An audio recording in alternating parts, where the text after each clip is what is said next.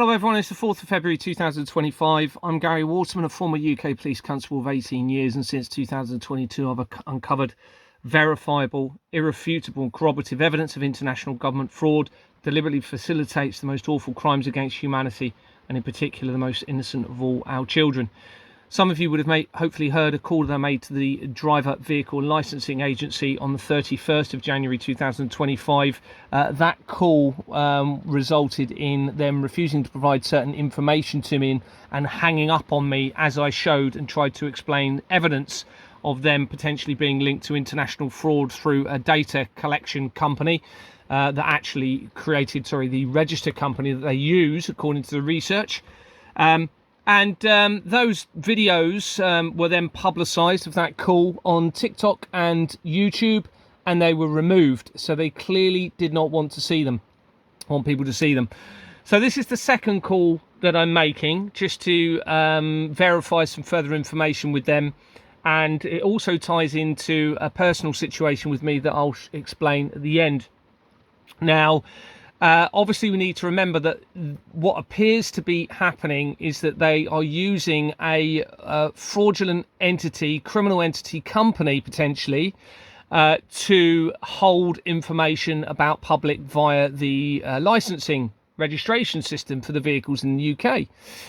Well, now that is very concerning if that's the case. So of course I'm trying to establish information to confirm that, and you're going to hear how we discuss this in this call, and of course you can draw your own conclusions from what this person says.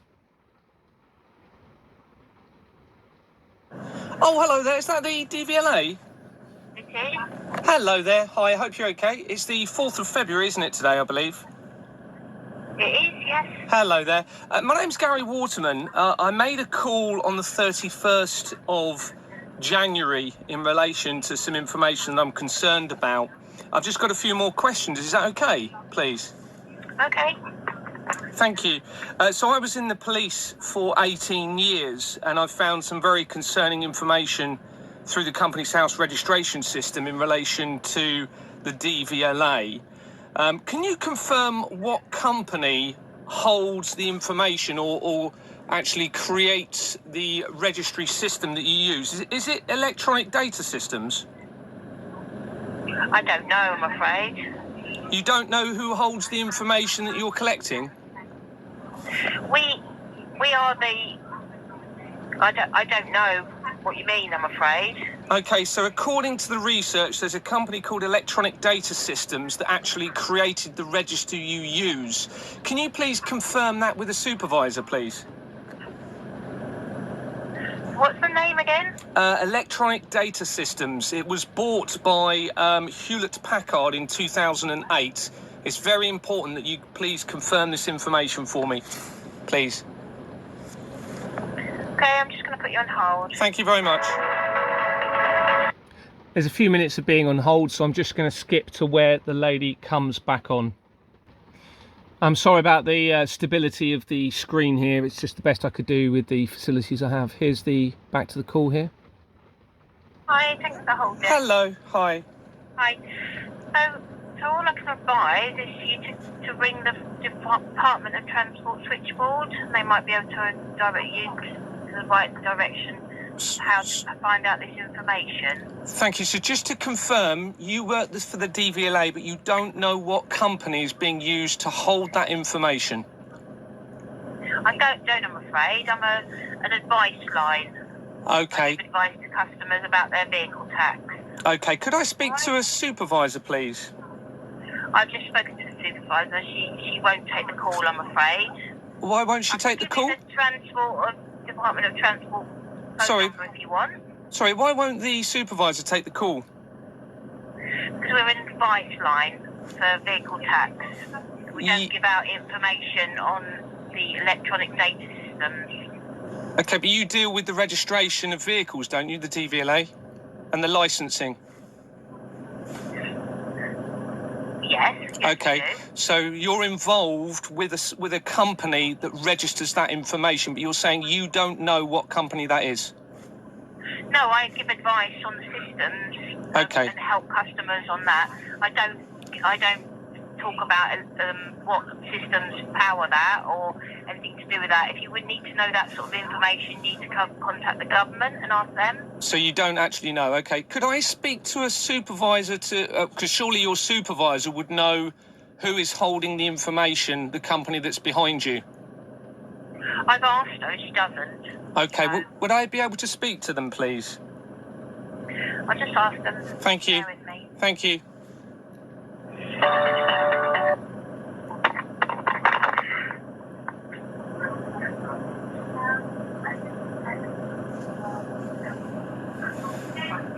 There's a couple of minutes of this, so I'm just going to skip to when she comes back. Hi there. Hello. Okay, so can I just take your contact number then, and my manager will give you a ring back? What's the reason they can't talk now? Because you've been having conversations with them. They're not available to talk to you now at the moment, so I need to take your number. Right? Okay, what's your name, please? My name's Gary Waterman. What's your name, please? It's Suzanne. Suzanne. Hi, Suzanne. And can you just confirm the call is being recorded? It is, yes. So the company's house registration system appeared to be concealing information about the electronic data system. Can you just give me your contact number, please? Yes, we'll do in a second. Can I just say something first? Is that okay? Hello? Hello? Hello? Hello. Yeah, I can give you my contact detail. Can I just give some information first? Is that okay? I don't know why. It's not. I'm not going to be able to help you with the information you No, see. I appreciate that, but it's important the call is being recorded so you can play this to your managers, and then I'll give you my contact details in a moment. Is that okay? Right. Is that okay? Okay, yeah, far away. Yeah. So the company's registration system for electronic data systems is concealing very important information about that company. In fact, they're withholding all information, all filing history, directors, secretaries. Now, that company's house main role is to provide information about a company to the public, but they're deliberately hiding all information. Now, I suspect that company is a fraudulent entity company, and therefore nobody should be supplying information or paying any money through to the DVLA until the incorporation documents are available for electronic data systems. Are you able to provide me, bearing in mind it is the company that appears to be holding all the information that you're collecting and related to the money that you're taking for people, can you supply the full documentation in relation to that company, please? I've already informed you that I don't know what you're talking about. Okay. I don't know what information that you're talking about. Okay, and the supervisor's not willing to speak to me now on the phone? Not at the moment. They're not available right now. So I need to take your contact number so they can call you. I thought you've just been speaking to them, haven't you?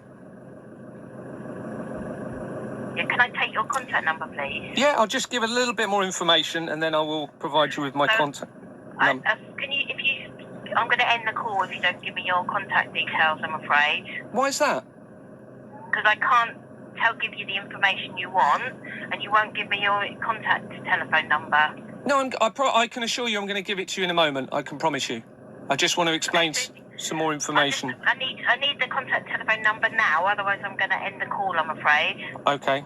Thanks very much. Thank you. Bye. So can I just provide some more information? So I edited out the DVLA's I edited out the telephone number, obviously my private number, from that. But I basically gave the number. As soon as I gave the number, the lady hung up immediately. There was no opportunity to speak again in any way, shape or form. Now, of course, this gives the ability for them then, if they wanted to, if they were part of a criminal organised system, an organisation, they could then use that number to find my location potentially through triangulation using the intelligence agencies and the police if they wanted, and silence me in relation to anything that I'm exposing. So, of course, after I made all of these calls I'm showing you, I had to change my location. So I called back, and this is the next call that I made to the DVLA. Samantha, how can I help? Hello, Samantha. Is this the DVLA? It is indeed. Hi, Samantha. It's the 4th of February at the moment, isn't it, I think? It is. Hi, Samantha. My name's Gary Waterman. I've just spoken to one of your colleagues. There's a few concerns I have. I was in the police for 18 years and I've discovered some concerning information regarding Companies House records and how that links in with the driver vehicle licensing agency. Can you confirm when somebody registers a vehicle with you, do they remain the owner? I know they're the legal owner when they purchase a vehicle. Do they remain the owner when they register it with you? When a vehicle is registered with us, we only record the keeper. Okay, so the owner, we don't record who the owner is. We only record the registered keeper. So the registered keeper could be different from whoever owns the vehicle. So if I buy a vehicle, and obviously I'm the owner at that point because I've purchased it, and I register it with you, who's the owner at that point then? Whoever bought the vehicle. So why doesn't it say the owner on the registration certificate that you send back? It's not. It's the keeper. We only record the registered keeper. So we only record who keeps the vehicle and who uses the vehicle. We don't record who's the owner. So we're only concerned about the keeper of the vehicle. So is in your sorry about all the questions. In your policy, is the keeper the same as the owner? No. No. So who becomes the owner then? You must know who the owner is. If you're saying that you send a form back saying they're the keeper and they're not the owner, then who becomes the owner? We don't know. We don't record who the owner is. I mean, it's just like I could buy a car today, give it to my daughter, register it in my daughter's name, but I'm the owner because I'm paying the finance, but my daughter's the keeper. So the DVLA... Okay. So sorry, it's quite concerning. So the DVLA don't know who the owner of a vehicle is once they register it with you? No, because we don't record the ownership, we only record the keepership. Okay, but it appears, sorry about all the questions, it appears that you're involved in transferring the owner to a keeper name because what you say is the owner is the person that purchases the vehicle, but what you're saying is that through you, the owner disappears and the original owner only becomes the keeper. So you must have some... Depends. But no, we don't. Because when you register a vehicle, you register a vehicle in the keeper's details, not the owner's details. So we don't know who owns the vehicle. We're only recording who's the keeper of the vehicle. We don't have anything to do with who owns the vehicle. We just record who keeps the vehicle. Okay, so the DVLA have no idea who the owner of the vehicle is. Okay, thank you. That's correct. Thank you. Just a couple of other questions. And I don't know if you can answer these, and I do apologise. So the acts and statutes that are enforced if people don't oblige to the Road Traffic Act as a result of the registration system, are they civil or criminal laws? To be honest with you, that's not something I know the answer to. No problem. Thank you very much. Now, is there, and I know the answer to this, but I'm just asking you, is there a contract that an owner of a vehicle agrees to oblige to those enforcements of acts and statutes leading to consequences in relation to their vehicle? Because I certainly am not aware of agreeing contractually with any conditions if I was to breach the Road Traffic Act, for example. Are you aware if there's a contract? Again, I don't know the answer, but I can try and find out if I can get you a number for somebody for you to speak to. Okay, so you're not aware... So you're... Again, I don't know the answer, but I can try and find out if I can get you a number for somebody for you to speak to. Okay, so you're not aware... So you're not aware... That's not something... No, I'm just an advice line. I don't have anything to do. No problem. Is it possible I could speak to a supervisor, please, or not? I'll see if there's somebody that I can put you through to now. So just bear with me. Thank you very much. Thank you. Right. So can I just ask where did you say you were calling from? So I'm in the north of the country at the moment. And your name you said was? It's Gary Waterman.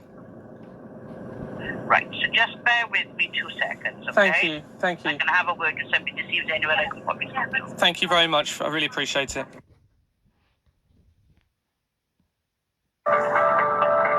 No problem. Thank you. Right, so I have been advised to contact the Department for Transport. They may be able to answer the questions in full for you.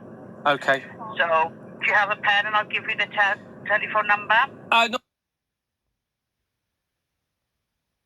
Thank you very much. Can I ask a couple of other questions, please?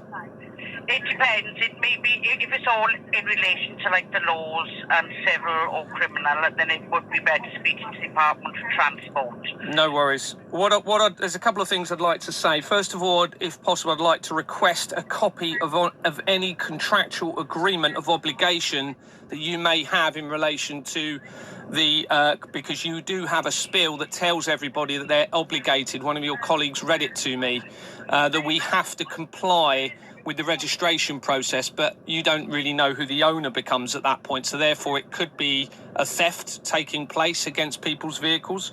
So I would like to request from you a copy of any contractual agreement that you may have for me to agree that that happens, first of all. If I don't receive that contract of obligation, then there will be no authority in relation to the DVLA and any enforcement on those consequences from not adhering to those your acts and statutes. Well, not yours.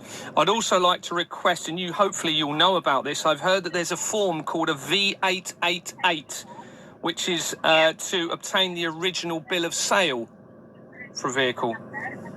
Is that correct? A V88 is to request information from the vehicle record, so that a form V88 will just give you a list of who the registered keepers have been, not the owners. Okay. Is there an original bill of sale for a vehicle that you get sent? We don't get sent anything. We don't get sent bill of sales. We only get the documentation in to register the vehicle. So a bill of sale would stay with the person who's either bought the vehicle or the garage. Now, we don't get sent a copy of the bills of sale. Okay, so you don't know what happens to that original bill of sale? I don't know. Again, I said whether you can speak to Department for Transport and they may have a better understanding of it. Thank you. Thank you very much. And now I've just got a couple of personal questions in relation to my own vehicle, if that's okay, which I'm sure you'll be able to answer. Thank you for answering all of those other questions. Really appreciate it. Now what I'm going to do is show you a part of the call now in relation to the personal situation that I'm in relation to the vehicle. And I'm going to show you some correspondence between my wife and I. And I would not normally do this, but this is all linking into very serious international government fraud and the deliberate risk of harm to children through this system of fraud and crime, and very serious crimes against humanity through wars. So I have to go all out of my normal area of disclosure, and because all police forces and all government officials are refusing to even respond to this because they know how backed into a corner they are and how exposed they are. So I have to continue the exposure. Appears as though my wife is refusing to allow me to have access to that document. So what do I do in that case? Right, so who has the vehicle? Do you have it? Does your wife have it? Yes, I've got the vehicle. You've got the vehicle in your possession? Yes. Right, what I would advise in this instance then, to get the vehicle back in your name, because also did your wife have access to the V5 when it was in your name? No, I had the V5. So how did she use V62, did she? I have no idea. She hasn't told me. She just literally told me she's re-registered it. Right, so the only way now to get the vehicle back into your name and to get a new document would be to fill in a form called a V62. Well, she's claiming it is in my name. She's claiming she transferred it from her name to mine, but she won't give me the registration certificate. Right, what's the vehicle registration number? And I'll just take a look at what's on record. Thank you. It's showing no car. Obviously, I've redacted, taken out where I gave my registration at that point. And this bit now is very important because she explains that there is no keeper shown on the vehicle. Keeper. So the keeper has been removed, so we've been notified of a disposal. Let me just see. Disposal. Let me just see if I can pull this disposal up. Now, as far as I'm aware, that should not even be possible. To transfer ownership of a vehicle or register it in another way, you have to provide details of the new keeper, okay, or inform them it has been scrapped, etc. But that is not the case. Somehow, it appears my wife has just managed to remove any keeper's names without scrapping the vehicle. Yeah, So we just need to open up another system to see. Sorry, thank you.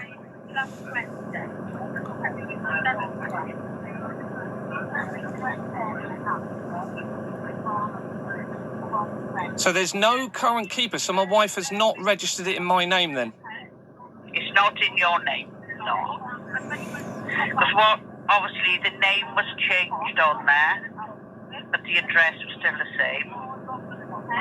So I can see a letter was sent in to us confirming that they're no longer the keeper. Right, what I would suggest in this instance then, okay, is to fill in the V62. Do you have a new address that you can put down on that V62? Yes, I could get a care of address where I could send it to initially. There we are. So what I would advise then is to fill in that V62, okay, with your address.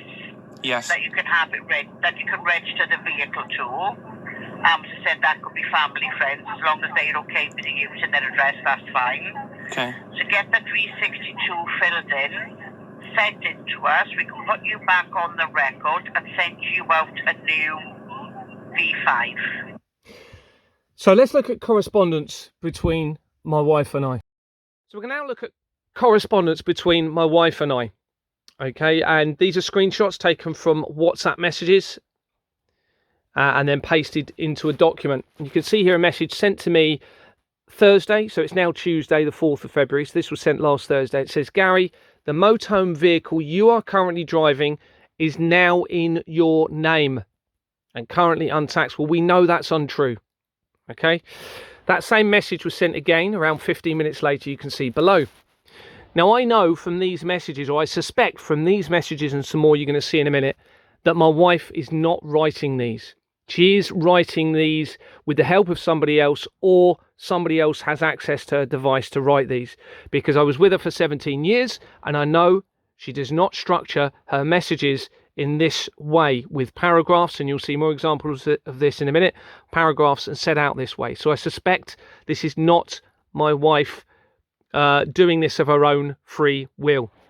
So I responded saying, where is the V5? Why is it untaxed?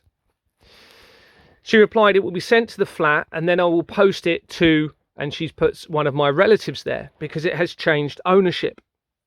I responded, when will you have it? Please photograph it and send me an image.